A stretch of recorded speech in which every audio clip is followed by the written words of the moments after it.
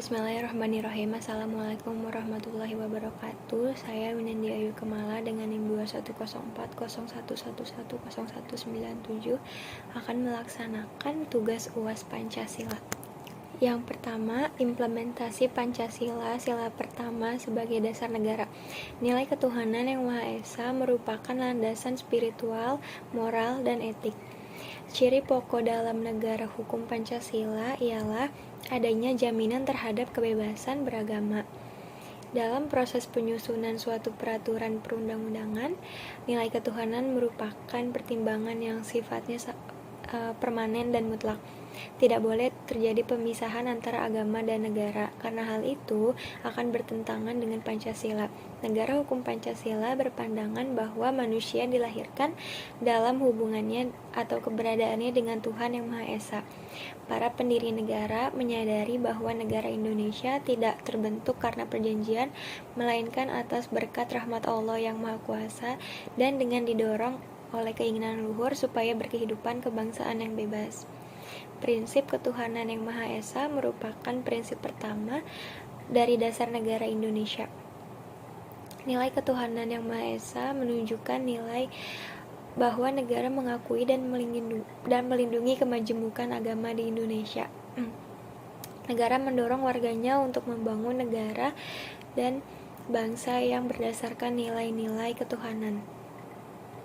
Sila pertama dari Pancasila. Selanjutnya, implementasi Pancasila, sila pertama sebagai ideologi bangsa.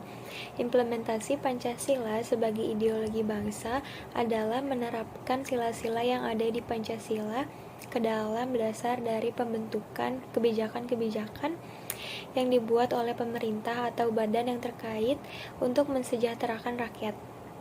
Sebagaimana terdapat pada pembuka UUD 1945, Pancasila memenuhi syarat untuk disebut sebagai sebuah ideologi ini karena di dalam Pancasila terdapat ajaran, gagasan, dan doktrin bangsa Indonesia yang dipercayai kebenarannya, tersusun sistematis dan memberikan petunjuk pelaksanaannya. Pancasila memiliki peran sebagai ideologi terbuka. Dalam pengertian ini, ideologi Pancasila bersifat fleksibel dalam menghadapi perkembangan zaman. Bentuk nyata atau contoh pengimplementasian Pancasila dari sila yang pertama, yaitu ketuhanan yang Maha Esa, adalah dengan cara membuat, mengembangkan, dan memperbaiki kebijakan tentang keagamaan agar terciptanya masyarakat religius yang moderat dan toleran antar umat beragama. Yang terakhir, implementasi Pancasila, sila pertama sebagai sistem etika. Pancasila sebagai sistem etika merupakan struktur pemikiran yang disusun untuk memberikan tuntunan atau panduan kepada setiap warga negara Indonesia dalam bersikap dan bertingkah laku. Pancasila dimaksudkan untuk mengembangkan dimensi moralitas dalam diri setiap individu sehingga memiliki kemampuan menampilkan sikap spiritualitas dalam kehidupan bermasyarakat, berbangsa, dan bernegara. Nilai ketuhanan.